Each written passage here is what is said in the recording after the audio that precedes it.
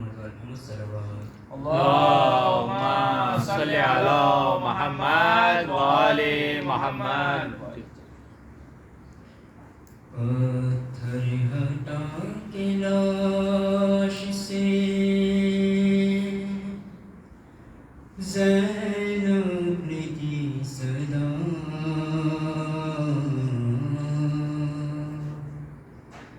کیا تم میرے حسین ہو؟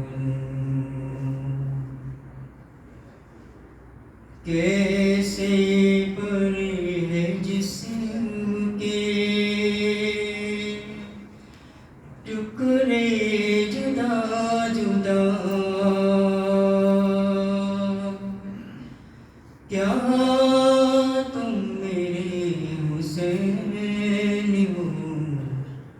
پتھر ہٹا کے لاش سے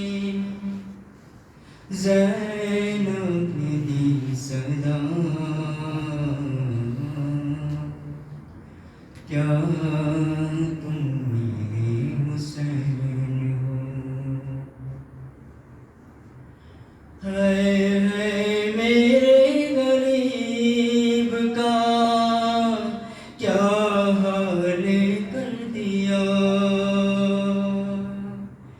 حوروں سے لاش دست میں پامال کر دیا، پہچانوں کس طرح سے بدن سے ہے سر جدا، کیا تم میرے حسین ہو؟ پتھر ہٹا کے لاش سے زینب نے دی صدا، کیا تم میرے حسین ہو؟ پہچان لوں گی میں تمہیں، آواز مجھ کو دو، دم توڑتے جو دیکھا ہے کریل جوان کو، آنکھوں میں اب بہن کی اجالا نہیں رہا، کیا تم میرے حسین ہو؟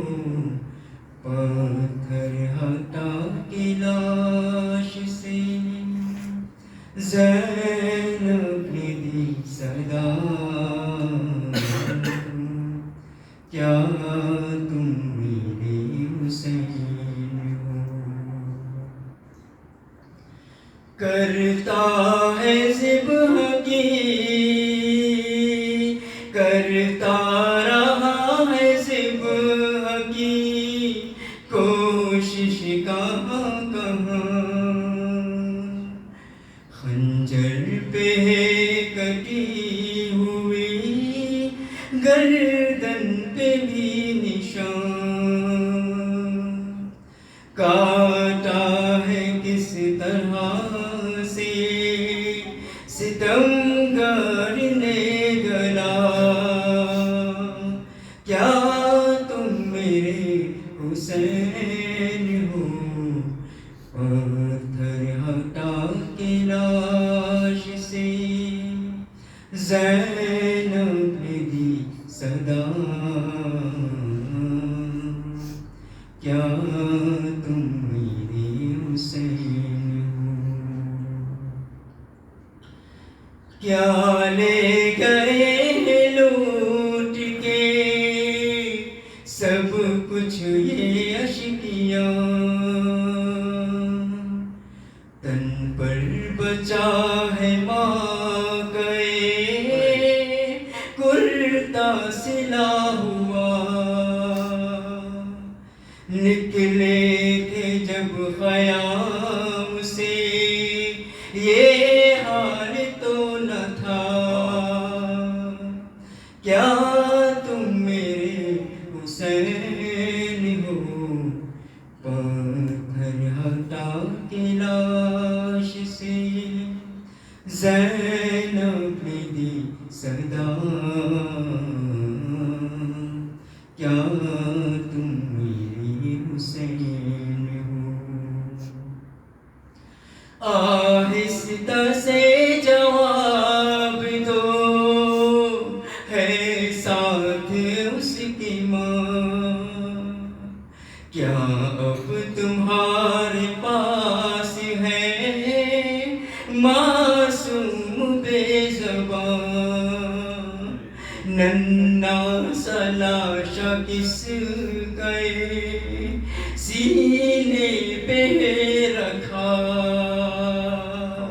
آہستہ سے جواب دو، ہے ساتھ اس کی ماں، کیا اب تمہارے پاس ہے معصوم بے زبان؟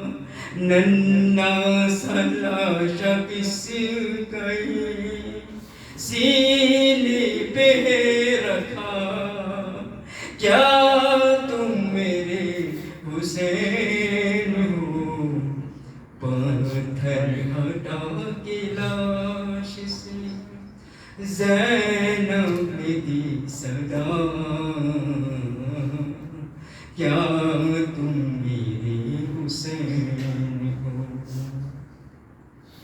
دیکھو بندی ہے ہاتھوں میں میرے بھی رسیاں، اب اوڑھ لو بہن کی نا غربت کا امتحان، کچھ تو جواب دو مجھے، کچھ تو جواب دو مجھے، سورا کا واسطہ، کیا تم میرے حسین ہو؟ پتھر ہٹا کے لاش سے زینب نے دی صدا، کیا تم میرے حسین ہو؟ وہ بھی تمہاری طرح سے زخمی نہ ہو کہیں،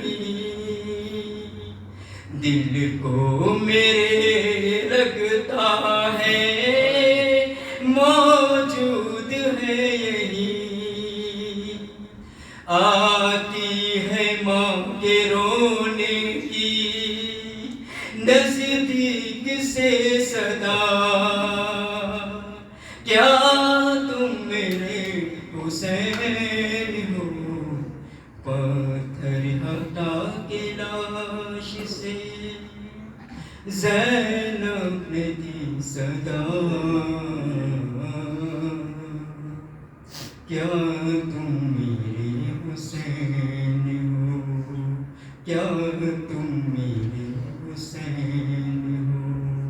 پر محمد صلوات اللهم صل على محمد وآل محمد. محمد صلوات اللهم صل على محمد وآل محمد. چھوٹی سی تربت پہ ماں نے کہا اٹھو سکینہ چلیں کربلا، اٹھو سکینہ چلیں کربلا، زندان سے جاتا ہے اب قافلہ، اٹھو سکینہ چلیں کربلا، مجھے شاہزادی تمہاری قسم نہ رکھوں سے باہر قدم سفر کی اب ہوتی ہے تیاریاں ہماری میں بیٹھے خیل حرم غربت کا میری تمہیں واسطہ اٹھو سکینہ چلیں کربلا اٹھو سکینہ چلیں کربلا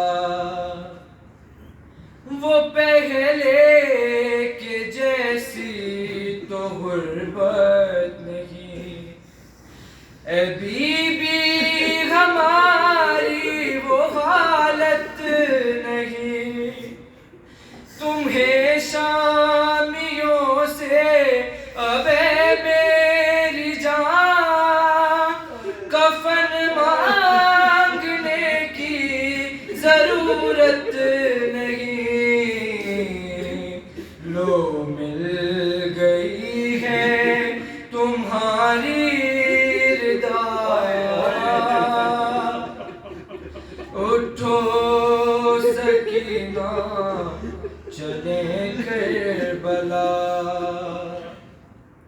کہانی پدر کی سناؤں گی میں اگر نیند آئی سناؤں گی میں اکیلے نانا کے پہ بیٹھو گی تمہیں ساتھ اپنے بٹھاؤں گی میں اب تو رسن میں نہ ہوگا گلا اٹھو سکینہ چلیں کربلا چھوٹی سی تربت پہ ماں نے کہا اٹھو سکینہ چلیں کربلا بن محمد و آل محمد صلوات اللہم صلی علی اعوذ باللہ من الشیطان اللعین الرجیم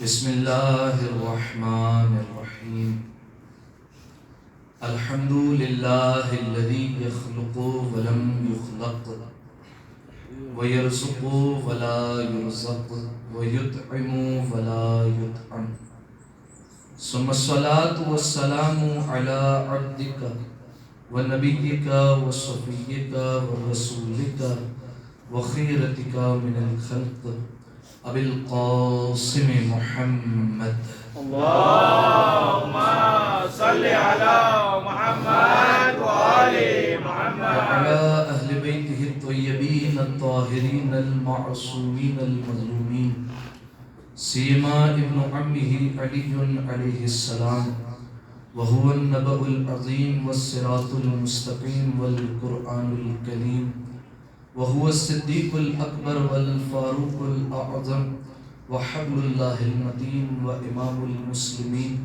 ووصي رسول رب العالمين واللعنة الدائمة على أعدائهم أجمعين أما بعد فقد قال الله سبحانه وتعالى في محكم كتابه المبين بسم الله الرحمن الرحيم فاسألوا أهل الذكر إن كنتم لا تعلمون صلوات على محمد وآل محمد اللہم صلی علی محمد وآل محمد سامعین محترم عزیزان گرامی قدر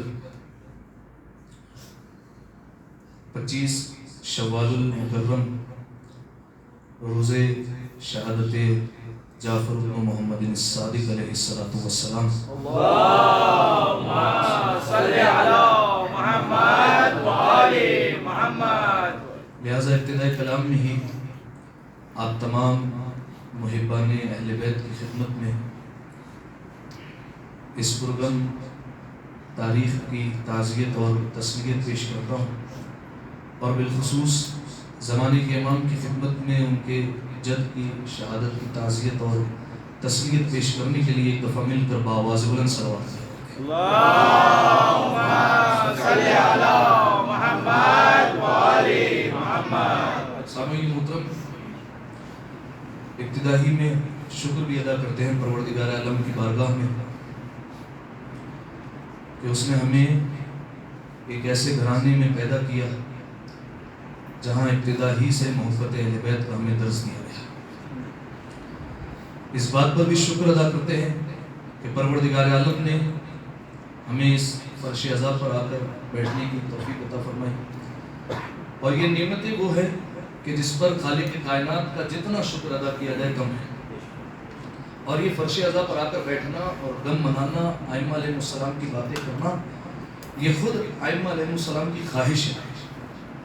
آپ کی خدمت میں روایت عرض کروں، چھٹے امام امام جعفر صادق علیہ السلام اللہم صلی علی محمد و آل محمد، انہی کا فرمان عالی شان ہے کہ ایک شخص ان کی خدمت میں آیا اور امام کا چاہنے والا تھا، امام سے محبت کرتا تھا۔ فوراً امام نے اسے سوال کیا، اتجلسون وتحدثون، کیا تم لوگ آپس میں بیٹھکیں لگاتے ہو، آپس میں بیٹھتے ہو؟ تجلسون مجلس جو ہم کہتے ہیں، مجلس فقط جس میں ہم تشریف فرمائیں، مجلس فقط یہ نہیں، کلام عرب میں جو بھی بیٹھک ہو، جہاں پر بھی کچھ لوگ اکٹھا ہو جائیں اس کو مجلس کہا جاتا ہے۔ امام نے کہا کیا تم مجلسوں میں بیٹھتے ہو، بیٹھکیں لگاتے ہو؟ اس نے کہا نام یہ اپنا رسول اللہ، بالکل بیٹھتے ہیں۔ فرمایا وتحدثون، جب بیٹھتے ہو تو پھر ہماری باتیں ہوتی ہیں، ہماری باتیں کرتے ہو، ہمارے بارے میں کچھ باتیں ہوتی ہیں؟ وہ کہنے لگا بالکل فرزند رسول، جب بیٹھتے ہیں تو پھر آپ کی باتیں نکلتی ہیں، کبھی بات فضائل پر ہو جاتی ہے، کبھی آپ کی سیرت پر بات ہو جاتی ہے، کبھی آپ کی احادیث سنا دیتے ہیں۔ امام نے فوراً فرمایا احب تلک المجالس، میں جعفر صادق تمہاری ایسی بیٹھکوں سے محبت کرتا ہوں، ایسی بیٹھکوں سے جس میں ہمارا ذکر کیا جاتا ہے، میں اس سے محبت کرتا ہوں۔ لہذا سامعین محترم، پروردگار عالم کا شکر ادا کرتے ہیں کہ اس نے ہمیں اس فرش عذاب پر آ کر ذکر محمد و آل محمد کرنے کی توفیق عطا فرمائی۔ مزید توفیقات میں اضافے کے لیے ایک دفعہ صلوات عطا فرمائے۔ اللہم صلی علی محمد و آل محمد۔ سامعین محترم، آج کی مجلس عزا کے لیے جس آیہ مجیدہ کو آپ کی خدمت میں پیش کیا، اس کا تعلق سورہ مبارکہ نحل سے ہے، لیکن اس سے پہلے کہ اس آیت کا ترجمہ آپ کی خدمت میں پیش کروں، ایک اور آیت کی طرف توجہ دلانا چاہتا ہوں تاکہ اس آیت پر زیادہ توجہ دے سکیں۔ جو آیت پیش کر رہا ہوں، اس آیت میں پروردگار عالم نے انسانیت کے غرور کو خاک میں ملایا ہے۔ دیکھیے کون ہے پروردگار عالم؟ وہ پروردگار عالم اتنا قادر ہے جو ایک دانے کو شگافتہ کر کے پیڑ نکال دیا کرتا ہے۔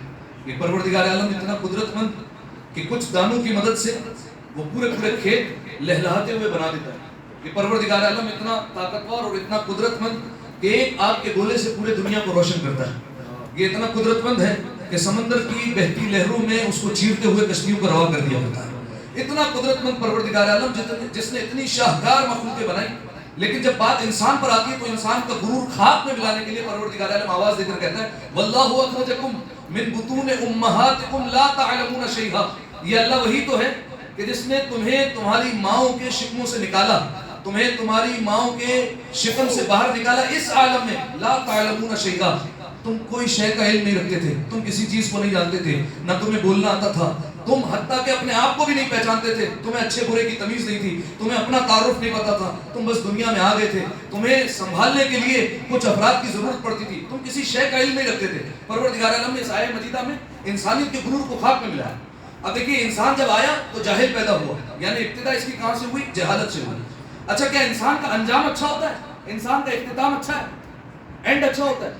نہیں، اختتام بھی اچھا نہیں، اختتام بھی کوئی اتنا خاص نہیں ہوتا۔ جب انسان بڑھاپے کی دہلیز پہ پہنچتا جاتا ہے، جیسے جیسے بڑھتا جاتا ہے اس کا علم کم ہوتا جاتا ہے۔ ایک وقت وہ بھی آتا ہے کہ اپنا نام تک بھول جاتا ہے، ایک وقت وہ آتا ہے کہ دوستوں کو پہچاننا بھول جاتا ہے، ایک وقت وہ آتا ہے کہ گھر کے افراد کو جب دیکھتا ہے تو کہتا ہے یہ حضرت کون ہے، یہ کس سے ملاقات کرنے کے لیے آئے ہیں؟ ایسا ہوتا ہے نہیں ہوتا ہے؟ بڑھاپے کی دہلیز پر پہنچا، علم کا زوال شروع ہو گیا، دوبارہ سے علم گھٹنا شروع ہو جاتا ہے۔ تو یہ انسان کون ہے؟ جس کی جہالت سے ابتدا ہوئی اور جس کا انجام، جس کا اختتام وہ بھی جہالت پر ہی ہوتا ہے. بس درمیان میں کچھ دن کی زندگی ہے جس میں وہ علم حاصل کرتا ہے. یعنی اگر وہ وکیل بنتا ہے تو جاہل پہلے ہے، وکیل بعد میں ہے. انجینئر بعد میں ہے، جاہل پہلے ہے. پروفیسر بعد میں ہے، جاہل پہلے ہے. وکیل بعد میں ہے، جاہل پہلے ہے. لہذا سامعین محترم، اب جب انسان کے بارے میں یہ طے ہو گیا کہ ابتدا بھی جہالت سے اور اختتام بھی جہالت پر، بس درمیان میں زندگی کچھ علم کی باقی ہے، تو اب اگر انسان یہ علم حاصل کرنا چاہے تو کیا کرے؟ اب پروردگار عالم نے سورہ نحل میں یہ آواز دے کر کہا، دیکھو اگر تم کوئی چیز جاننا چاہتے ہو، اگر تم کسی بات کا علم حاصل کرنا چاہتے ہو، اگر تمہارے اندر سوال پیدا ہوتا ہے، فَاسْأَلُوا أَهْلَ الذِّكْرِ إِن كُنتُمْ لَا تَعْلَمُونَ. دیکھو اگر سوال کرنا ہے تو ہر اہل گہرے سے مت کرنا، ہر کسی سے کرتے مت پھرنا، بلکہ سوال کرو کن سے؟ اہل الذکر سے. ابھی بتاتا ہوں یہ اہل ذکر کون ہے. ان کنتم لا تعلمون، اگر تم کوئی بات نہیں جانتے ہو تو سوال کرو اہل ذکر سے. کس سے سوال کرو؟ اہل ذکر سے. اہل ذکر سے پوچھو، صاحبان ذکر سے پوچھو، وہ تمہیں پڑھائیں گے، وہ تمہیں بتائیں گے. تو اب سامعین محترم، انسانوں میں اور صاحبان ذکر میں فرق یہی تو ہے کہ انسان جب آتا ہے تو دنیا میں جاہل آتا ہے، لیکن اللہ نے کچھ لوگوں کو اہل ذکر بنایا ہے. اہل ذکر کی ایک پہچان یہ ہے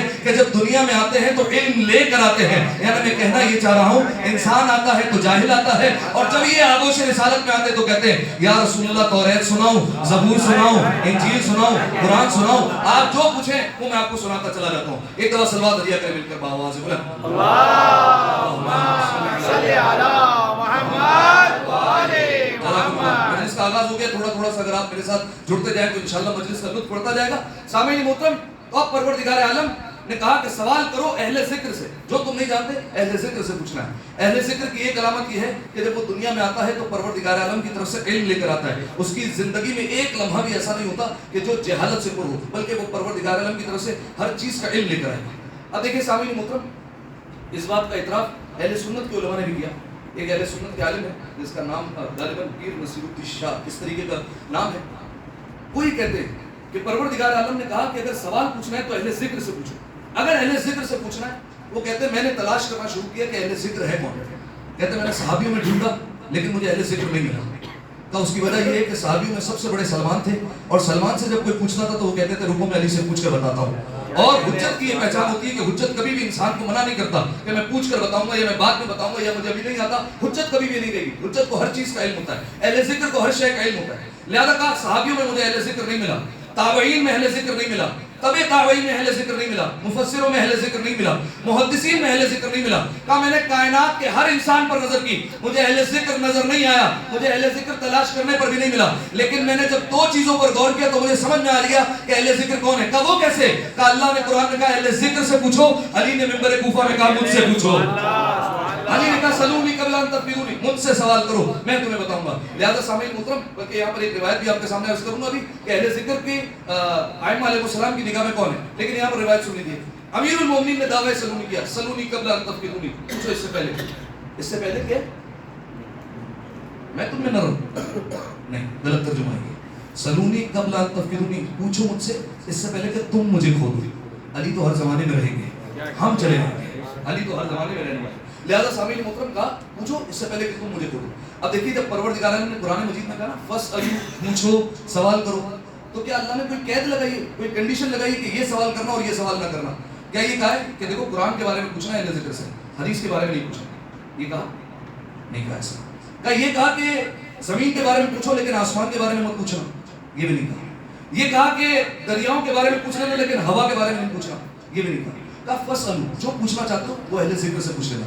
یعنی ایک اور پہچان یہ ہوئی کہ اہل ذکر ہر چیز کا علم رکھتا ہے، ہر بات کا علم اس کے اندر موجود ہوگا. لہذا سامعین محترم یہی وجہ ہے کہ اہل ذکر سے آسمان کے بارے میں پوچھا جائے وہ اس کا جواب بھی دے گا، اس سے تحت الثری کے بارے میں پوچھا جائے وہ اس کا جواب بھی دے گا، مشرق و مغرب، شمال و جنوب، جو پوچھا جائے گا وہ جواب دے گا. یہی وجہ ہے کہ امیر المومنین علی ابن ابی طالب علیہ الصلوۃ والسلام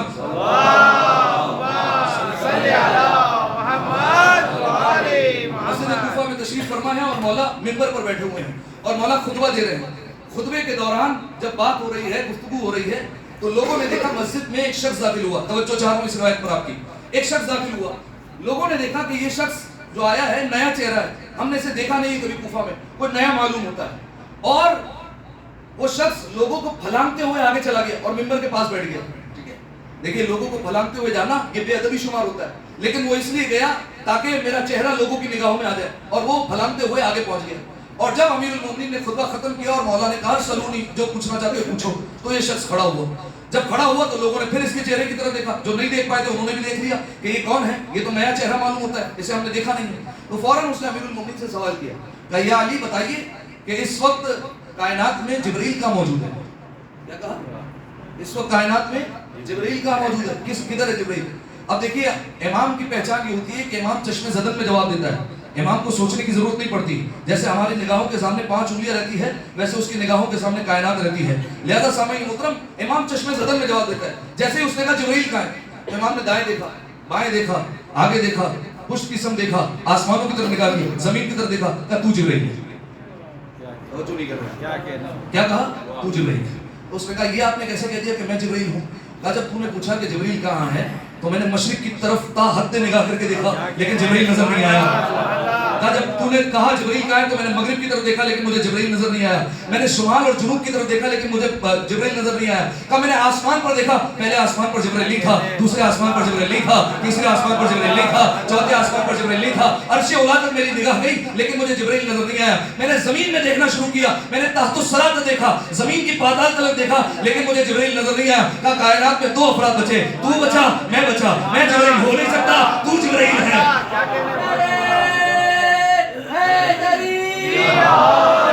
میں تو جبرائیل ہو نہیں سکتا، کہا تو جبرائیل ہے. بس یہ کہنا تھا کہ حقیقی صورت میں ہے جناب جبرائیل. دیکھیے ملائکہ کو اجازت ہے کہ نجس جانور کے علاوہ جس صورت میں آنا چاہے وہ آ سکتے ہیں. لہذا حقیقی صورت میں آئے، پر نکلے اور ایک مرتبہ اڑنا شروع کیا. مسجد کوفہ کی دیوار، مسجد کوفہ کی چھت شگاف ہوئی اور وہاں سے نکل گئے اور دوبارہ جڑ گئی دیوار.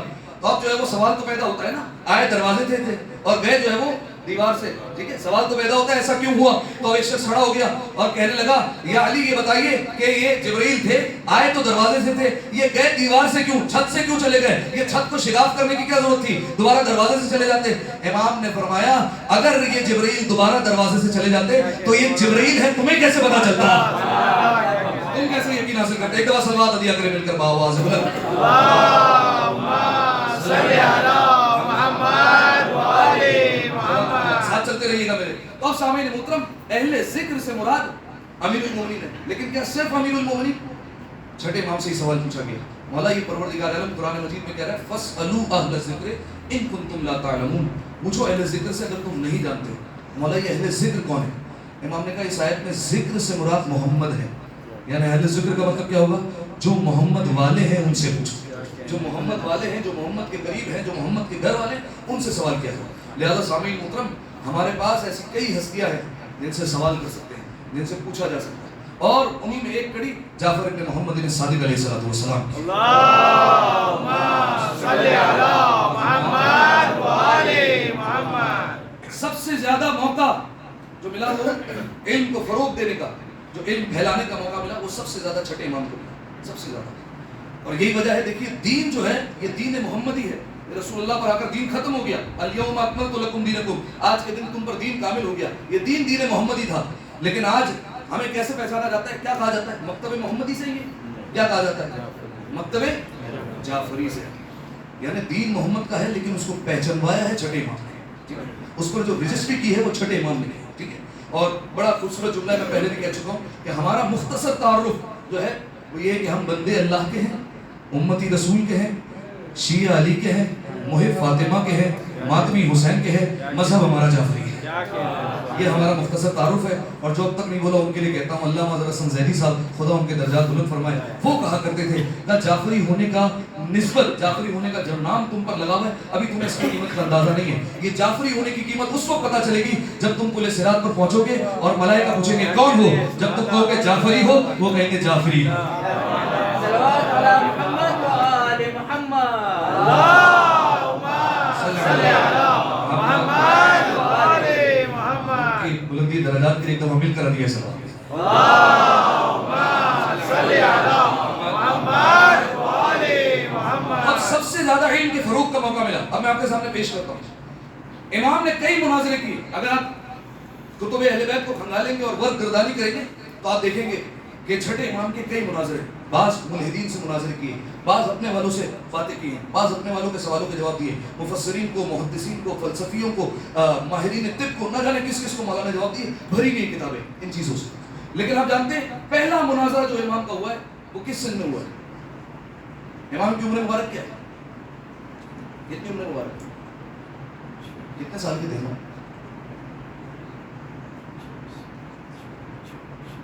آپ کتنے سال کے؟ امام کو بھی پتا ہونا چاہیے کتنے سال کے امام؟ 65 سال کی زندگی گزاری، 83 ہجری سے 148 ہجری، 65 سال کی زندگی ہے۔ اس میں جو پہلا مناظرہ کیا مولانا نے 3 برس کی عمر، کتنی عمر تھی؟ 3 برس۔ روایت اس طریقے سے کہ عبد الملک ابن مروان شام میں رہتا تھا، اس نے خط لکھا ہے چوتھے امام کو، یعنی چھٹے امام کے دادا کو خط لکھا ہے اور چوتھے امام کو خط لکھا ہے اور کہا کہ ہمارے یہاں پر ایک فلسفی آ گیا ہے، توجہ چاہ رہا ہوں اور چھٹے امام کی عظمت کو سلام کیجیے گا، ہمارے یہاں ایک فلسفی آ گیا ہے اور وہ فلسفی قدریہ فرقے کا ہے۔ قدریہ فرقہ کون سا فرقہ ہوتا ہے؟ دیکھیے 2 ایکسٹریمزم جو ہے وہ پائے جاتے ہیں، ایک وہ فرقہ ہے جسے کہتے ہیں اشاعرہ، یہ وہ ہوتے ہیں جو کہتے ہیں کہ پروردگار عالم نے ہمیں پیدا کیا ہے لیکن ہم مجبور ہیں، جو کرواتا ہے اللہ کرواتا ہے، صحیح ہے، یعنی ہم کوئی گناہ کر رہے ہیں یہ بھی اللہ کروا رہا ہے، اگر کوئی نیکی کر رہے ہیں یہ بھی اللہ کروا رہا ہے۔ جو ہے وہ آج کے دور یعنی کچھ عرصہ گزرا ہے، شیکسپیئر اس کا نظریہ بھی یہی تھا کہ ہم جو دنیا میں ہیں وہ رول پلے کرنے کے لیے ہیں ٹیبلو کی طرح، بس ہمارا جو ہے وہ سب فکس کر دیا گیا ہے، لکھا ہوا ہے، ہم تو مجبور ہیں، جو کرواتا ہے اللہ کرواتا ہے۔ اور یہ نظریہ تھا بنو امیہ کا، بنو امیہ کہتے تھے کہ یزید نے قتل نہیں کیا، وہ تو اللہ جو کرواتا ہے وہ کرواتا ہے، لہذا یزید نے قتل کر دیا، دراصل اللہ نے کروایا، اس کی مرضی کے بغیر تو پتہ بھی نہیں ہل سکتا۔ تو اس کا جواب تو بہت آسان ہے، اس کا جواب ہم بہت آسانی سے دیتے ہیں کہ اگر آپ یہ کہتے ہو کہ جو کرواتا ہے اللہ کرواتا ہے تو پھر ہم یزید پر لعنت بھیجتے ہیں وہ بھی اللہ کرواتا ہے، ہم ماتم کرتے ہیں وہ بھی اللہ کرواتا ہے، ہم کسی کو برا بلاتے ہیں وہ بھی اللہ کرواتا ہے۔ اس کا جواب تو یہ ہو گیا۔ لیکن ایک اور فرقہ ہے جس کو کہتے ہیں قدریہ فرقہ، یہ وہ فرقہ ہے جو کہتا ہے کہ پروردگار عالم نے ہمیں مجبور پیدا نہیں کیا بلکہ ہر چیز میں اختیار دیا، اس میں اللہ کا کوئی عمل دخل نہیں، بس اللہ نے پیدا کیا اب وہ دستبردار ہو گیا، اب اللہ کی کوئی قدرت ہم پر نہیں چل سکتی، اب بس ہم ہی ہمیں، یعنی سب چیزوں کا اختیار ہمیں۔ یہ بھی فرقہ باطل ہے۔ مولانا نے فرمایا الامر بین الامرین، معاملہ ان دونوں کے درمیان ہے، نہ یہ کہو کہ بالکل ہم مجبور ہیں، نہ یہ کہو بالکل ہم مختار ہیں، بعض چیزوں میں مجبور ہیں، بعض چیزوں میں مختار ہیں، بعض چیزوں میں ہمیں اختیار ہے۔ اب جو ہے وہ چوتھے امام کو خط لکھا گیا اور کہا گیا کہ ہماری یہ شخص ہے اور کافی علماء کو اس نے شکست دے دی ہے اور کسی کو قائل نہیں کر پا رہا، تو آپ آئیے اور آ کر بحث کیجیے۔ اس وقت چوتھے امام نے چھٹے امام کو روانہ کیا شام کی طرف۔ کتنے سال کے ہیں؟ 3 سال کے ہیں چھٹے امام، اور امام کو روانہ کیا۔ جب امام پہنچے شام تو جب اس نے امام کی طرف نگاہ کی اور امام کو دیکھا تو ہنسنے لگا اور کہنے لگا کہ اب یہ وقت آ گیا ہے کہ ہم بچوں سے بحث کریں گے اور بچوں سے بات چیت ہوگی۔ تو امام نے کہا کہ تجھے زیادہ دیر انتظار نہیں کرنا پڑے گا۔ اس نے کہا کہ میرا نظریہ یہ ہے کہ ہم ہر شے میں مختار ہیں۔ امام نے کہا سورہ الحمد آتی ہے؟ کہا بالکل۔ امام نے کہا پڑھنا شروع کر۔ کہتا ہے بسم اللہ الرحمن الرحیم الحمدللہ رب العالمین الرحمن الرحیم مالک یوم الدین ایاک نعبد و ایاک نستعین۔ امام نے کہا رک جا۔ امام نے کہا ایاک نعبد و ایاک نستعین، ہم تیری ہی عبادت کرتے ہیں اور تجھ ہی سے مدد چاہتے ہیں۔ امام نے کہا جب اللہ ہمارے کسی معاملے میں دخل نہیں دے سکتا تو اس سے مدد کیوں مانگتا ہے 5 وقت؟ مدد کس نے مانگتا ہے؟ اس نے فوراً بڑھ کر کہا کہ میں نے سورہ مبارک الحمد اپنی زندگی میں بہت بار پڑھی بھی ہے اور بہت بار سنی بھی ہے، لیکن ایاک نعبد و ایاک نستعین کا یہ مطلب تھا یہ آج سے پہلے میں نے کبھی نہیں سوچا۔ چھوٹے امام نے 3 سال کی عمر میں پہلا مناظرہ کیا اور 2 لمحوں میں مولا نے اپنے فتح کو جو ہے وہ حاصل کر لیا۔ امام دوبارہ مدینہ آئے۔ اب جب دیکھیں مدینہ میں جیسے جیسے زندگی بڑھتی رہی، چوتھے امام نے جتنا ہو سکا مولا نے دعاؤں کے ذریعے سے تعلیم دی۔ 5ویں امام کا دور آیا، 5ویں امام کو بھی اچھا خاصا موقع ملا، امام نے علم کو فروغ دیا، لیکن جو حقیقی موقع ملا وہ چھٹے امام کی زندگی میں ملا، چھٹے امام کو، اور امام نے علم کو فروغ دینا شروع کیا۔ اور میں ایک کتاب کا نام لوں گا، اگر آپ وہ پڑھ سکیں تو جا کر پڑھیے گا، نیٹ پر بھی جو ہے وہ کتاب موجود ہے، آپ جا کر دیکھیے، کئی ناموں سے موجود ہے، سپر برین ان اسلام یا سپر مین ان اسلام، اس کا جو ہے وہ ترجمہ اس طریقے سے ہوا ہے، آپ جا کر اس کتاب کو دیکھیے۔ یہ دراصل ایک کانفرنس ہوئی تھی اور کانفرنس میں مختلف مذاہب کے لوگ بیٹھے ہوئے تھے اور گفتگو کا جو موضوع تھا وہ چھٹے امام کی ذات گرامی تھی کہ چھٹے امام پر بات کرنی۔ تو اگر آپ وہ جا کر کتاب دیکھیں تو اس کتاب کے یہی جملے ہیں کہ جو انہوں نے سب نے بحث کی، کوئی جرمنی سے آیا ہے، کوئی کئی علاقے سے آیا ہے، تو سب نے بحث کی، وہ اس بات پر بحث کی کہ آج کی یونیورسٹی میں زیادہ سے زیادہ کتنے علوم پڑھائے جاتے ہیں، کتنے علم پڑھائے جائے۔ شاید کوئی ایسی یونیورسٹی ہو جس میں 50 علم بھی جو ہے وہ آج پڑھائے جاتے ہیں، نہیں ملے گی، بہت مشکل ہے۔ زیادہ سے زیادہ 100 مل جائے گی، اس سے زیادہ جو ہے وہ کوئی یونیورسٹی نہیں ملے گی جہاں 100 سے زیادہ علم پڑھائے جاتے ہیں۔ کمال یہ ہے کہ 1400 سال پہلے جب دنیا نے اتنی ترقی نہیں کی تھی، ایک شخص ایسا گزرا جس کا نام جعفر صادق تھا، اس کے مدرسے میں بیک وقت 500 علم پڑھائے جاتے تھے۔ کتنے؟ 500 علوم پڑھائے جاتے تھے۔ کہا اور سوچنے اور سمجھنے کی بات یہ نہیں ہے، کہا ہمیں اس پر حیرت نہیں ہوتی کہ 500 علم پڑھائے جاتے تھے کسی مدرسے میں، کسی جامعہ میں، کسی یونیورسٹی میں، کہا ہمیں حیرت اس بات پر ہوتی تھی کہ پڑھنے والے لاکھوں ہوتے تھے، پڑھانے والا اکیلا ہوا کرتا تھا۔ حیرت ہمیں اس بات پر ہوتی تھی، ایک پڑھانے والا ہوتا تھا۔ اور امام نے اپنے شاگردوں کو تیار کیا، اور روایت کے جملے ہیں کہ کوفہ میں، مسجد کوفہ میں جب لوگ داخل ہوتے تھے 900 حلقے لگے ہوئے ہوتے تھے۔ کتنے حلقے؟ 900 حلقے، بعض روایتوں کے مطابق 900 حلقے ہوتے تھے، ہر جگہ لوگ گروپ میں بیٹھے ہوئے ہیں، اور جہاں سے کوئی گزرتا تھا ایک ہی آواز آتی تھی، قال صادق، ہمیں جعفر صادق نے ایسا بتایا ہے۔ امام نے اتنے شاگرد اپنے تیار کیے تھے، 900 حلقے۔ اب دیکھیے جب یہ معاملہ ہوتا ہے نا کہ جب کوئی شخص ترقی کر رہا ہے تو حکومت سے برداشت نہیں ہوتا، اور خاص طور پر وہ شخص آل علی میں سے ہو، علی کی اولاد میں سے ہو، یہ تو ہرگز برداشت نہیں ہوتا کہ ایک شخص نے علمی شہرت اتنی حاصل کر لی کہ اس کے پاس یہ سب پڑھنے جا رہے ہیں، ہر چیز کا علم وہ دے رہا ہے، میڈیکل وہ پڑھا رہا ہے، کیمسٹری وہ پڑھا رہا ہے، فزکس وہ پڑھا رہا ہے، میتھس وہ پڑھا رہا ہے، ہر چیز کا علم دے رہا ہے، ایسا کیسے ہو سکتا ہے؟ تو اب انہوں نے کہا کہ براہ راست تو نہیں روکا جا سکتا کیونکہ کئی لوگ امام کے حق میں ہیں، پھر کیا کیا جائے؟ کہ امام کا ایک شاگرد ہے جس کا نام ہے ابو حنیفہ، ٹھیک ہے، یہ اہل سنت کے یہاں امامت کا درجہ رکھتے ہیں، ان کے ایک امام ہے، ایک فقہ کے امام ہے، اور انہوں نے خود کہا تھا لولا السنتان لہلک النعمان، اگر 2 سال میں جعفر صادق کی شاگردی میں نہ رہتا تو میں نعمان ہلاک ہو جاتا، ٹھیک ہے۔ یہ بڑوں نے جملہ کہا ہے کہ اگر علی نہ ہوتے تو ہم ہلاک ہو جاتے، لہذا سامعین محترم یہ ہر دور میں جملہ کہا گیا حجت کے حوالے سے۔ تو اب سامعین محترم ابو حنیفہ کو تیار کیا گیا اور کہا گیا کہ کچھ سوالات تیار کیے جائیں اور ایسے سوالات بنائے جائیں کہ آپ کے استاد کو جواب نہ آئے، کوئی ایک سوال تو ہو کہ جس میں وہ کہے کہ مجھے نہیں آتا، تو یہ ہمارے لیے کافی ہوگا ہماری جیت کے لیے۔ اس نے سوال تیار کیے اور ایک دن چھٹے امام کو بلا کسی منصوبے کے بلا لیا گیا فوراً دربار میں۔ چھٹے امام دربار میں پہنچے، منصور دیوان کی، اس وقت بادشاہ وقت تھا، وہ تخت پر بیٹھا ہوا تھا، اور اس وقت ابو حنیفہ کو مسند دی گئی تھی۔ امام کو پوچھا گیا آپ جانتے ہیں اسے؟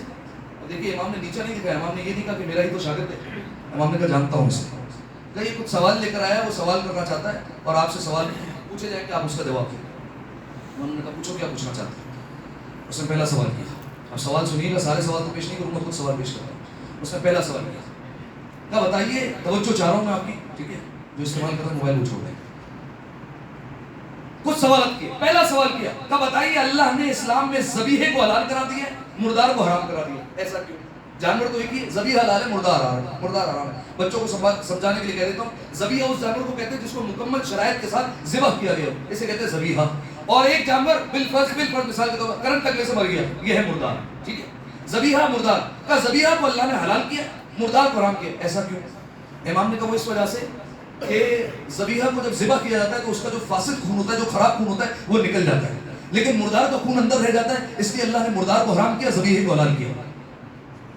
کہا کیونکہ اگر خون اندر رہ جائے تو ایسا خراب خون اندر ہوتا ہے کہ وہ گوشت کو خراب کر دے گا، اگر گوشت کو خراب کرے گا تو وہ گوشت صحت کے لیے نقصان دہ بن جائے گا، لہذا پروردگار عالم نے مردار کو حرام کیا، ذبیحے کو حلال کیا۔ کہا اچھا یہ بتاؤ، امام سے پوچھا گیا کہ اچھا یہ بتائیے کہ اللہ خون ہی کو حلال کر دیتا تو یہ مسئلہ ہی نہ ہوتا، ذبیحہ اور مردار کا خون ہی حلال ہو جاتا تو یہ مسئلہ ہی نہیں ہوتا۔ امام نے کہا نہیں، خون کو حرام نہیں کیا، خون کو حلال نہیں کیا جا سکتا، اس کی وجہ یہ کہ اگر لوگ خون کھانا شروع کر دیتے تو ان کے اندر 3 بیماریاں پیدا ہو جاتی۔ کہا کون سی؟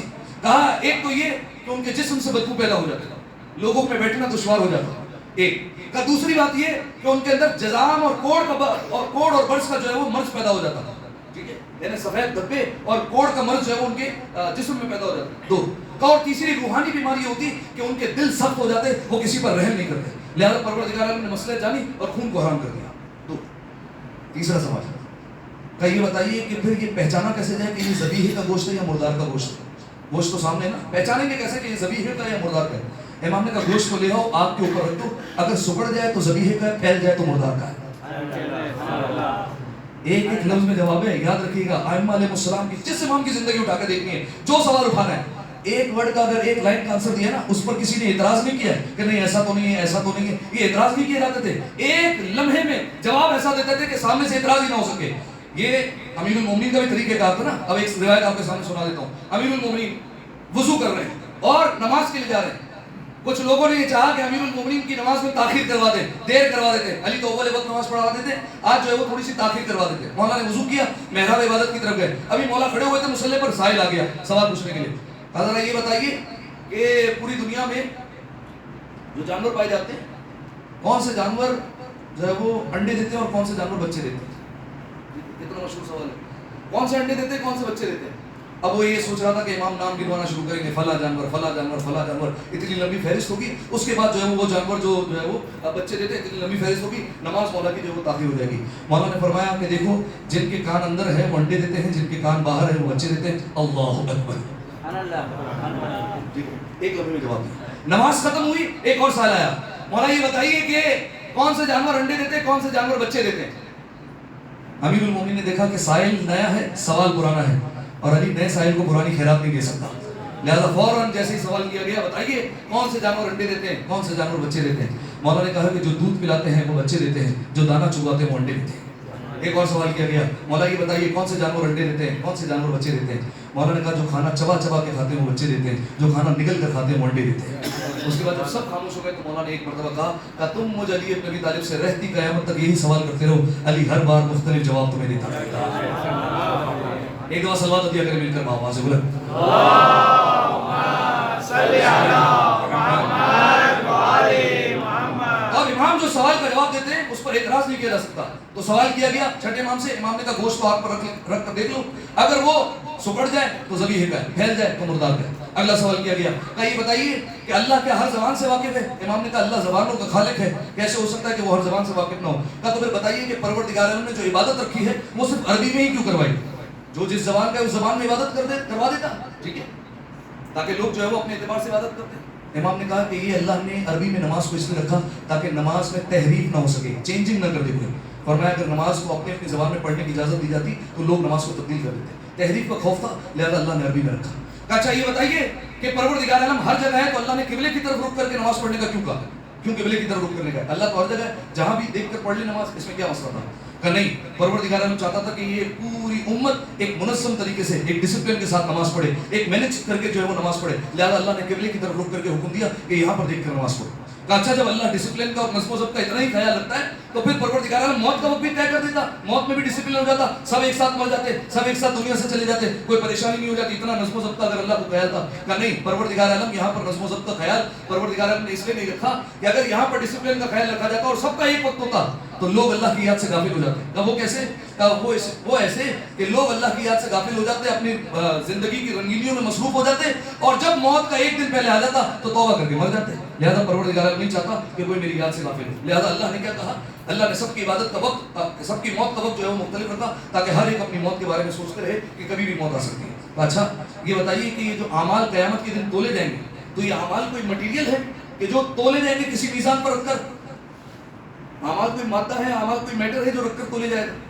امام نے فرمایا یہاں تولے جانے سے مراد ہماری ولایت ہے، ہماری ولایت کے ذریعے سے تولا جائے گا، ہماری ولایت ہوگی وہ عمل قبول کر لیا جائے گا، ہماری ولایت جس میں نہیں ہوگی اس عمل کو منہ پر مار دیا جائے گا۔ اس کے بعد امام نے حدیث پڑھنا شروع کی، میرے جد نے علی کو دیکھ کر فرمایا تھا اے علی اگر کوئی 70 نبیوں جتنے اعمال کرے، اگر وہ دن بھر روزے رکھے، راتوں کو کھڑے رہ کر عبادت کرے، 1000 حج پیدل کرے، صفا اور مروہ کے درمیان بے دردی سے قتل کر دیا جائے، اور ایک حدیث کے مطابق مقام ابراہیم کے اور خانہ کعبہ کے درمیان بے دردی سے قتل کر دیا جائے، زمزم سے اسے غسل دیا جائے، کعبے کے غلاف کا غسل ہو، مقام ابراہیم اور خانہ کعبہ کے درمیان اس کی قبر بنائی جائے، لیکن یا علی اگر تیرے متعلق ذرہ برابر بھی بغض ہوا سیدھا جہنم میں جائے گا۔ یہ ولایت ہے جس کی بنیاد پر اعمال تولے جائیں گے۔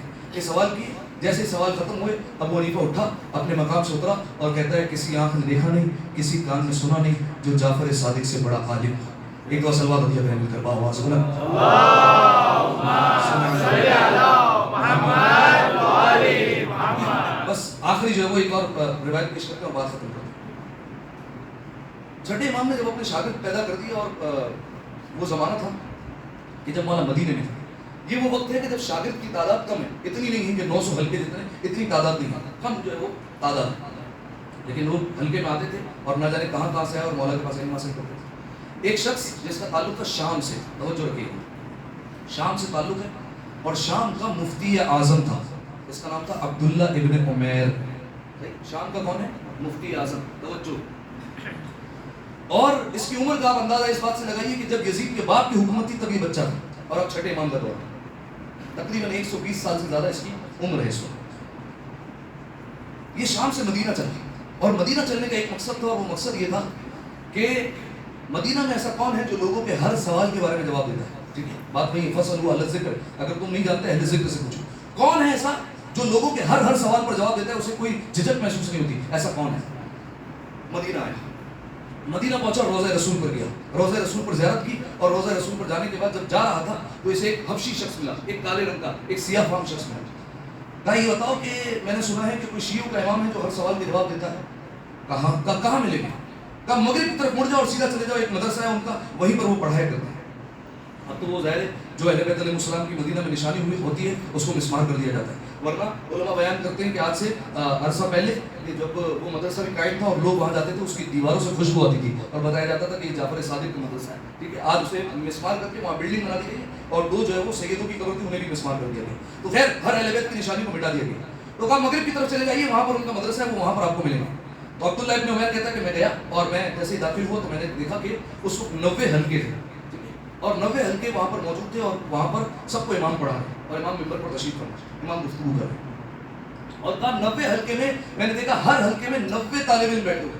कितने हो गए? 90 हल्के हैं और हर हल्के में 90 तालिब, कितने हो गए? 8100, ठीक है। ये तालिब इल्म बैठे और इमाम सबको पढ़ा रहे, इमाम की गुफ्तगू हो रही है। अब सामईन मुहतरम देखिए, लोग सवाल करने वाले तो सवाल करते ना। हमारे एक आलिम थे, मरहूम हो गए, खुदा उनके दर्जात को बुलंद फरमाए, वो एक जगह ये रिवायत पढ़ रहे थे तो उनसे पूछा गया, 8100 बंदा बैठा हुआ था, आज अगर 100 बंदों का 150 बंदों का मजमा हो तो माइक की ज़रूरत पड़ती है, ठीक है, और आवाज़ पहुंचाने के लिए जो है वो किसी न किसी आले की ज़रूरत पड़ती है ताकि इंसान जो है वो अपनी आवाज़ पहुंचा सके। कहा 8100 बंदे में जो है वो कैसे मुमकिन है कि मौला जो है वो मिंबर पर बैठे हो और उनकी आवाज़ जा रही हो, ये कैसे हो सकता है? ये बात समझ में नहीं आती हमारी। उस आलिम ने जो है वो बड़ा खूबसूरत जवाब दिया। देखिए जब सवाल ऐसा होता है ना तो फिर जवाब वहीं से आया करता है। तो फौरन उन्होंने जवाब दिया कि ऐसे ही आवाज़ जा रही थी जैसे गदीर के मैदान में सवालात के मजमे में रसूलुल्लाह मन कुंतु मौला कह रहे हैं, वैसे आवाज़ आ रही है। जो रबी और जो इमाम होता है उनकी दस्तरस हवा पर होती है, ठीक है, वो हवा को अपने काबू में रखते हैं और हवा के जरिए से अपनी आवाज़ को मुंतकिल करते हैं। अब समझ में आया? हम यहाँ बैठकर कोसों दूर कहते हैं या अली मदद, नजफ से अली कैसे आ जाते हैं और कैसे आवाज़ पहुँचती है, ठीक है। तो अब सामईन मोहतरम 8100 बंदा, 90 हल्के में 90 बंदे और जो है वो इमाम से तालीम हासिल कर रहे हैं। जल्दी जल्दी बयान करो आपके सामने। अब्दुल्ला इब्न उमैर आया और इमाम से आकर कहता है आप शियों के इमाम हैं? इमाम ने जवाब नहीं दिया। इमाम ने कहा क्या पूछने आए हैं? क्यों जवाब नहीं दिया? क्योंकि इमाम पूरी कायनात का इमाम होता है, फकत शियों का इमाम नहीं होता। कहा कि मैं कुरान के हवाले से, हदीस के हवाले से, फलसफे के हवाले से तमाम चीज़ों के बारे में जो है वो पूछना चाहता हूँ। इमाम ने कहा अगर कुरान के बारे में पूछना चाहता है तो इब्न तगलब के पास चला जा, अबान इब्न तगलब, वो तुझे जवाब देंगे। इमाम ने कुछ जवाब नहीं दिया। आया अबान इब्न तगलब के पास। अबान इब्न तगलब के पास आकर कहता है ये इतने जो है वो कमसिन थे कि उनकी दाढ़ी भी नहीं आई। कहा मैं इस बच्चे से पूछूं? कहा एक काम करो, तुम मुझसे सवाल करो, मैं तुम्हें जवाब दे दूंगा। तो अबान इब्न तगलब ने फौरन देखा इमाम की तरफ, इमाम ने आंखों से इशारा किया और रजामंदी दी। तो कहा कि मेरा सवाल ये है कि ये बताइए कि कुरान में हर बात का इल्म है? कहा हर बात का इल्म है। कहा ये बताइए कि उस इल्म को इंसान ज़्यादा जानता है या अल्लाह ज़्यादा जानता है? तो बेशक अल्लाह ज़्यादा जानता है, अल्लाह के पास पूरी किताब का इल्म है और पूरी कायनात का इल्म है। अच्छा फिर ये बताइए कि अगर बंदा इल्म को हासिल करना चाहे तो फिर आज के ज़माने में किससे पूछे? क्योंकि इंसान अल्लाह तक तो जा नहीं सकता। कुरान का वारिस कौन है? तो फौरन जो है वो उन्होंने आयत पढ़ दी अब्दुल्लाह इब्न उमैर ने, इन्नल्लाह अस्तफ़ा आदम व नूह व आला इब्राहीम व आला इमरान अलल आलमीन, कि अल्लाह ने आदम को, नूह को और इब्राहिम की औलाद को और इमरान की औलाद को चुन लिया है तमाम आलमीन पर। अच्छा मुझे ये बताइए इमरान कौन है? क्या कहा? इमरान कौन है? जैसे ये पूछा तो उन्होंने जवाब नहीं दिया। फौरन आए छठे इमाम के पास आकर कहते कि आपका शागिर्द तो बड़ा दाना है, सही और बड़ा अक्लमंद है। अच्छा मैं और पूछना चाहता हूँ, मैं फलसफे के हवाले से पूछना चाहता हूँ। इमाम ने कहा अगर फलसफे के बारे में पूछना चाहता है तो अब्दुल्लाह के पास चले जा, वो तेरे जवाब देंगे। आया अब्दुल्लाह के पास और अब्दुल्लाह के पास आकर कहता है मैं फलसफे का पूछना चाहता हूँ लेकिन आप तो बच्चे हैं, आप, मैं आपसे क्या पूछूं, आप भी मुझसे सवाल कर लें। तो अब्दुल्लाह ने कहा कि ये बताओ कि तुम्हारा मसलक क्या है, किस मसलक पर मौजूद हो? मैं यजीद के बाप के मसलक पर हूँ। कहा फिर तो आपको फलसफे की फे भी नहीं आती। ये क्यों कहा? कहा वो इसलिए कि फलसफे की बुनियाद इस बात पर है कि दो बंदे अगर झगड़ रहे हो या तो वो दोनों नाहक लड़ रहे होंगे, दोनों हक पर नहीं है, ठीक है, किसी ने गलतफहमी पैदा कर दी, दोनों नाहक लड़ रहे हैं दोनों, या तो जो दो लड़े होंगे तो एक हक पर होगा और एक नाहक होगा। लेकिन ऐसा नहीं हो सकता कि दोनों हक पर हो और दोनों लड़े हो, ये कभी नहीं हो सकता। फरमाया तो इसमें ये कैसे तय हो गया कि मुझे फलसफे की फेरी होती? कहा इस वजह से कि अली और माविया दोनों लड़ रहे थे, तुम ये कहते हो कि दोनों हक पर है, इसका मतलब तुम्हें फलसफे की फेरी नहीं आती है, लिहाजा तुम माविया को ज्यादा बेहतर जानते हो अली से। अब वो आया और इमाम के पास आकर कहता है कि ये आपका शागिर्द दाना है और ये भी अक्लमंद है बड़ा और आपने इसे भी अच्छे तरीके से तैयार किया। अब उसने कई सवाल किया, मैं जो है वो पूरी रिवायत छोड़ रहा हूँ, आखिरी नुक्ते पर आ गए। आखिरी बार आया और इमाम से कहता है मुझे इमामत के हवाले से पूछना है आपसे। इमाम ने कहा हश्शाम के पास चले जाओ। हश्शाम इब्न नजर 12-13 साल उम्र है और हश्शाम के पास जब आए, और हश्शाम ये वो सहाबी है कि जिनके मुतालिक मौला ने फरमाया अगर मैं जाफर सादिक कभी न हूँ और तुम मसला पूछना चाहो तो हश्शाम से पूछ लिया करो, जो हश्शाम कहेगा वो मेरा ही कौल है। ये है हश्शाम का मसला, ठीक है। حشام کے پاس آئے اور حشام کے پاس آ کر کہتے ہیں کہ امامت کا پوچھنا چاہتا تھا لیکن آپ بہت کم سن ہیں تو آپ جو ہے مجھ سے کوئی سوال کر لیں. اچھا. حشام نے کہا کہ یہ بتاؤ کہ پروردگار عالم نے ہماری عقلوں کو خلق کیا ہے تو ہماری عقل سے زیادہ ہم واقف ہیں یا اللہ زیادہ واقف ہے؟ اللہ زیادہ واقف ہے. کہ اگر ہماری عقلوں میں آپ کی اور میری عقل میں اگر اختلاف ہو جائے, جھگڑا ہو جائے دونوں کی عقل میں, تو اس کو سولو کون کرے گا, اسے طے کون کرے گا, اس کو حل کون کروائے گا اس جھگڑے کو؟ تو عبداللہ ابن عمر کہتے ہیں کتاب اور سنت, کتاب اور سنت میں دیکھیں گے, جو کتاب اور سنت میں لکھا ہوگا اس اعتبار سے طے کر لیں گے کہ کون صحیح کون غلط ہے. کہ جب یہی طے کرے گا عقل کے متعلق, یہی کتاب اور سنت طے کرے گی, تو آپ شام سے مدینہ کیوں آئے؟ آپ کے پاس وہاں کتاب اور سنت تھی, آپ وہاں پر کھول کر دیکھ لیتے, آپ کو یہاں آنے کی کیا ضرورت ہے؟ کہا کہ وہ فوراً اٹھے اور امام کے پاس آئے. کہا یہ حشام آپ کے شاگردوں میں سب سے زیادہ ذہین ہے. اس کے بعد امام نے کہا کہ حشام حالانکہ 12-13 سال کا ہے لیکن تم بھی مانتے ہو کہ فضیلت کا تعلق علم سے ہوتا ہے, عمر سے نہیں ہوتا ہے. اس سے تعلق ہوتا ہے, علم سے ہوتا ہے, عمر سے کوئی تعلق نہیں ہوتا فضیلت کا. اب جب کہ تو یہ مان چکا ہے تو دوبارہ حشام کے پاس جا, حشام تیرے کو اسی سوال کا جواب دیں گے. دوبارہ آیا حشام کے پاس, حشام کو اٹھایا اور گوشے میں لے کر گئے اور حشام سے کہنے لگے آپ بتائیے اگر دونوں عقلوں میں اختلاف ہو جائے تو کون جو ہے وہ حل کرے گا؟ کہا کہ جو حجت ہوگی وہ حل کرے گا. کہا اچھا یہ بتائیے کہ پھر حجت کون ہے؟ حشام نے کہا پہلی حجت کا نام یہ بتاؤں یا موجودہ حجت کا نام بتاؤں؟ کہا دونوں کا بتا دے. کہا پہلی حجت کا نام علی ابن ابی طالب ہے اور موجودہ حجت کا نام جعفر ابن صادق ہے, یہ موجودہ امام ہے. جیسے یہ کہا تو فوراً جو ہے وہ حشام نے کہا, عبداللہ ابن عمر نے کہا کہ میں ان کی معرفت حاصل کرنا چاہتا ہوں, میں ان کی امامت کا اقرار کرنا چاہتا ہوں. کیسے اقرار کروں؟ اب سنیے گا, یہ بات سنیے, امامت کا اقرار کرنا چاہتا ہوں, کیسے اقرار کروں؟ کا طریقہ میں بتاتا ہوں, مزدو کر لے. کہا کیسے؟ کہا اللہ سے توفیق مانگ لے کہ وہ ان کی معرفت ادا کر دے. کہا یہ توفیق کیسے ملے گی؟ کہا 2 رکعت نماز پڑھ لے اور اللہ سے توفیق مانگ کہ اللہ ان کی معرفت کروا دے. عبداللہ ابن عمر کہتا ہے کہ میں نے نماز پڑھی, بہت بڑے دل کے ساتھ اس نے نماز پڑھی, حالانکہ شام کا مفتی اعظم ہے, نماز پڑھی. نماز تمام کرنے کے بعد اس نے پروردگار عالم سے کہا کہ اگر یہ جعفر صادق حقیقی امام ہے تو ان کی معرفت مجھے عطا کر دے اور حقیقی رہنمائی عطا کر دے. جیسے یہ کہا گیا تو فوراً جو ہے وہ حشام ابن حکم کہتے ہیں کہ اب میں تجھے طریقہ بتاتا ہوں. کہا کیا طریقہ ہے؟ کہا روضہ رسول کی طرف رخ کرو اور روضہ رسول کو دیکھ کر دل ہی دل میں کچھ سوال کرو.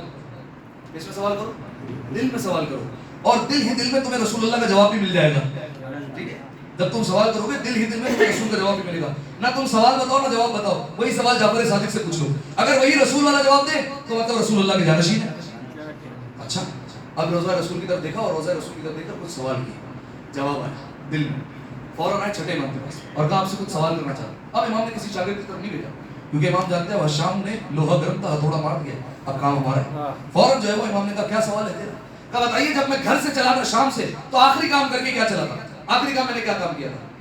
کہا کہ آخری کام تم نے یہ کیا تھا کہ تم نے ایک لال رومال کے اندر 40 اشرفیہ ڈال کر اپنی زوجہ کو دی تھی اور زوجہ کو کہا تھا میں مدینہ جا رہا ہوں اور جب تک یہ اخراجات کے لیے یہ 40 اشرفیہ رکھ لو. تم نے لال رومال نے دی تھی. اس کے بعد تم 5 بندے شام سے چلے تھے, ایک بندہ مر گیا, تم نے اس کو دفنا دیا تھا, باقی 3 تیرے مزاج کو سمجھ نہیں پائے لہٰذا وہ تجھے چھوڑ کر چلے گئے. تو اکیلا مدینہ میں آیا, 3 دن تو مسافر رہا تھا, 3 دن بعد تو روضہ رسول پر گیا, روضہ رسول پر جا کر تم نے نماز پڑھی اور روضہ رسول پر جا کر تم نے دعا کی تھی اور دعا یہ کی تھی کہ اگر جعفر صادق سچے ہیں تو مجھے ان کی طرف رہنمائی کر دینا. اس کے بعد تو باہر نکلا, وہاں پر تجھے ایک حبشی شخص ملا, اس حبشی شخص سے تو نے پوچھا کہ جعفر صادق کہاں ملیں گے, اس نے تجھے مدرسے کا پتہ بتایا. تو میرے مدرسے کی طرف جب آ رہا تھا تیرے ہاتھ میں ایسا تھا, تو 7 جگہ سانس کی وجہ سے بیٹھ گیا تھا, تو نے سانس لینے کی وجہ سے آرام کیا تھا. اس کے بعد جب تو مدرسے میں داخل ہو رہا تھا ایک پیر تیرا اندر تھا ایک پیر تیرا باہر تھا اور تو یہ سوچ رہا تھا کہ اے اللہ اگر انہوں نے مجھے لال رومال والی بات بتا دی تو میں ان کا کلمہ پڑھ کر آ جاؤں گا, اگر انہوں نے بتا دیا میں ان کا کلمہ پڑھ کر آ جاؤں گا. چھٹے امام نے کہا اب ایمان لے کر آئے ہو, اب ذرا ہمارے جد کی ولایت کا اقرار بھی کرو. فوراً اس نے اسلام قبول کیا, اسلام پر تو تھا ہی, خیر ایمان پر آیا اور امیر المومنین کی ولایت کا اقرار کیا. ایک دفعہ صلوات علیہ کرتے مل کر آواز بلند, اللہم صلی علی محمد و آل محمد. چھٹے امام کی زندگی ایک نمایاں پہلو علم کے ساتھ ساتھ ایک اور ملتا ہے کہ چھٹے امام نے امام حسین علیہ السلام کے مصائب کا بہت زیادہ تذکرہ کیا. آج چھٹے امام کا تذکرہ ایک جملہ کہہ دیتا ہوں. چھٹے امام کہتے تھے ارحم در خسر خطل لتی کانت بنا, پالنے والے ان آوازوں پر رحم فرما جو ہمارے دم میں بلند ہوتی ہے. آج اسی امام کا ذکر. روایت کے جملے ہیں مدینہ والوں کو محرم کا چاند دیکھنے کی ضرورت نہیں پڑتی تھی. جب جعفر صادق کے گھر سے رونے کی آواز آتی تھی سمجھ جاتے تھے کہ محرم کا چاند نظر آ گیا. جانتے ہیں زیادہ رو, روایت کے جملے ہیں, رو لیجیے گا. روایت کے جملے ہیں کہ کچھ لوگ امام سے ملنے آئے, امام بہت زیادہ غم کی کیفیت میں تھے, लोगों ने पूछा मौला क्या बात है, आप बहुत ज़्यादा गम की कैफियत में। इमाम ने कहा आज रोज़े आशूर है, आज आशूर का दिन है और मैं चाहता हूँ कि कोई मेरे जद का मरसिया पढ़े ताकि मैं उस पर आंसू बहा सकूँ। जैसे ये कहा तो एक शख्स उठा और उसने कहा कि मौला मैं शायर हूँ, अगर आप हुक्म देते हैं तो मैं आपके जद का मरसिया पढ़ता हूँ। इमाम ने कहा मेंबर पर तशरीफ ले जा और जाकर मरसिया पढ़। लेकिन उसके बाद जैसे ही वो मरसिया पढ़ना चाहता था, इमाम ने कहा ठहर जा। खादिम को आवाज़ देकर कहा ज़रा दरमियान में पर्दा खींच दे और मेरी माँ उम्मे फरवा को बुला दे और दीगर मस्तूरात को बुला दे ताकि वो आकर रो सके। जैसे ही कहा गया खादिम गया, पर्दा खींचा, सारी मस्तूरात को बुलाया, उसने मरसिया पढ़ना शुरू किया। ना जाने हुसैन के कौन से मरसिया पढ़ा, ना जाने कौन से मसाइब पढ़े। शायद ये पढ़ा हो कि हुसैन का मामा लूटा गया हो, शायद ये पढ़ा हो हुसैन का लिबास लूट लिया गया, शायद ये पढ़ा हो हुसैन के खुशदरी की उतारने के लिए उंगली को काट दिया गया हो। मसाइब पढ़ता गया। जानते ज़्यादा वो छठे इमाम की वालदा का नाम था उम्मे फरवा। जनाब उम्मे फरवा जब ये मसाइब सुन रही थी ना, जनाब उम्मे फरवा जोर जोर से रोने लगी, बुलंद आवाज से रोने लगी। ये जो शायर था ना जनाब उम्मे फरवा के खानदान से था। अजीब जुमला कहा, कहता है उम्मे फरवा आप अपने जद के मसाइब सुनकर रो रही हैं, अगर आप रोते रोते बेहोश हो जाएंगी आपको कोई ताजियाने तो नहीं मारेगा। अगर आप रोते रोते बेहोश हो गई आपको इतना तो हौसला होगा कि आपका बेटा जाफर सादिक आएगा, आपको तसल्ली देगा, आपकी चादर संभालेगा, आपके आंसुओं को साफ करेगा। हाय रे आपकी फुफिया ज़ैनब और उम्मे कुलसूम रोज़े आशूर रो भी न सकी अपने भाई हुसैन पर। अरे कोई ताजियाने बरसाता था। अजरुकुम अल्लाह अजरुकुम ज़हरा। शहजादी कोई गम न दे, बस अज़ादारों सुनिएगा रवायत के जुमले। जानते अज़ादारों छठे इमाम वो मजलूम इमाम है जिनके घर को 2 मरतबा आग लगाई गई है, 2 मरतबा मेरे मौला के घर को जलाया गया है। अज़ादारों गम को महसूस करेंगे तो रोके आएंगे। आज 2 इमामों को पुरसा देना है, एक जमाने के इमाम को और जानते दूसरे किस इमाम को, उस इमाम को जिसका जनाजा बगदाद के पुल पर पड़ा रहा था, जो 14 साल का कैदी है, वो भी आज बाबा के जनाजे में यकीनन आया होगा। अदादारों पुरसा दीजिएगा, सदाओं को आजाद छोड़िए। जानते अदादारों 2 बार घर को जलाया गया है। जब घर को जलाया गया ना, रिवायत के जुमले हैं छठे इमाम एक मर्तबा घर से तशरीफ लाए और बाहर बैठ गए दीवार से टेक लगाकर। हजारों कतार रो रहे थे। एक खादिम आगे बढ़ा और आकर कहता है मौला आप रोते क्यों हैं, ना आग बुझा रहे हैं ना घर से बाहर तशरीफ ले जा रहे हैं, आप बैठकर गिरिया कर रहे हैं। छठे इमाम कहते हैं मैं रोऊं ना तो क्या करूं, मुझे शामे गरीबा याद आ गई है। कहा मौला शामे गरीबा क्यों याद आई? कहा रे घर में मेरी मस्तूरात है लेकिन इनके सर पर पर्दा है। अरे आज मेरे बच्चों को किसी ने तमाचा तो नहीं मारा। अरे मैं जब घर से निकला मैंने अपने बाबा का कटा सर तो नहीं देखा। हाय रे शामे गरीबा जब खैमों को आग लगी, ज़ैनब उम्मे कुलसूम की चादर छिन चुकी थी, सज्जाद ने बाबा का कटा सर देखा। अरे सकीना ने तमाचे खाए। अजरुकुम अल्लाह अजरुकुम ज़हरा। शहजादी कोई कम ना दे, बस अज़ादारों जानते हैं मैं छठे इमाम की बारगाह में हाथ जोड़कर जुमला कहूंगा, ए मौला आपके घर को आग लगाई गई। मौला हम यहाँ पर गम मनाने आए हैं, आंसू बहा रहे हैं, लेकिन मौला मदीना में एक और घर था जिसको आग लगाई गई। वो रसूल की बेटी का दरवाजा था जिसे मुसलमानों ने आग लगा दी। लेकिन मौला एक फर्क था, मौला फर्क ये था आपके घर में किसी खातून को हाथ तो न उठाया गया, किसी को तमाचा तो न मारा गया। हाय रे फातिमा को तमाचा मारा गया। सुनेंगे अज़ादारों एक जुमला, आयतुल्लाह शूस्तरी मसाइब पढ़े थे, अगर महसूस कर सके ना तो दहाड़े मार कर रोना। और ये जुमला है भी ऐसा। आयतुल्लाह शूस्तरी मसाइब पढ़े थे और उन्होंने कहा फातिमा को तमाचा लगा। लोग रोने लगे तो कहने लगे मैं बताऊं कैसा तमाचा लगा। लोगों ने कहा बताइए। ऐसा तमाचा लगा था कि फातिमा की एक आंख से खून निकलने लगा था। ऐसा तमाचा लगा कि आंख से खून बहने लगा। मजलिस में एक सैयद बैठे थे, उठ गए और कहने लगे आ गए शूस्तरी एक और बात बताए, एक आंख से खून नहीं निकला, दोनों आंखों से निकला। क्या ये कैसे कहते हो? क्या जिस बदबक ने तमाचा मारा वो हाथ आंख पर लगा और इतना जोर से मारा कि दूसरी आंख दीवार पर लगी। फातिमा की दोनों आंखों से खून जारी हो गया। अजरुकुम अल्लाह अजरुकुम ज़हरा। बस अज़ादारों आ गया वो वक्त के छठे इमाम को जहर दिया गया। मेरे मौला को 5 मरतबा जहर दिया गया है। ऐसा जहर दिया गया जिगर के टुकड़े कट कट के बाहर आ रहे। मौला ने सबको जमा किया और एक मरतबा कहा ला तनालु शफाअतुना मन इस्तग़फ़ा लिस्सलात। याद रखो हमारी शफाअत उस तक नहीं पहुंचेगी जो नमाज को हल्का समझेगा। बस अज़ादारों एक मरतबा वसीयतें तमाम हुई है। छठे इमाम का जनाजा उठा। आखिरी जुमला, इमाम का जनाजा उठा है। अदादार हो, लेकिन बड़ी शान से उठा, बहुत सारा मजमा आया, लेकिन मैं कहूँगा है मौला जरा पंजतन के जनाजे का हाल देखिए। रसूल के जनाजे में 6 अफराद थे, फातिमा के जनाजे में 4 अफराद, अली के जनाजे में 2 अफराद, हसन के जनाजे पर तीर मार दिए, और सुनेंगे हुसैन के जनाजे पर 10 घोड़े दौड़ाए गए, हुसैन का लाशा पामाल हुआ।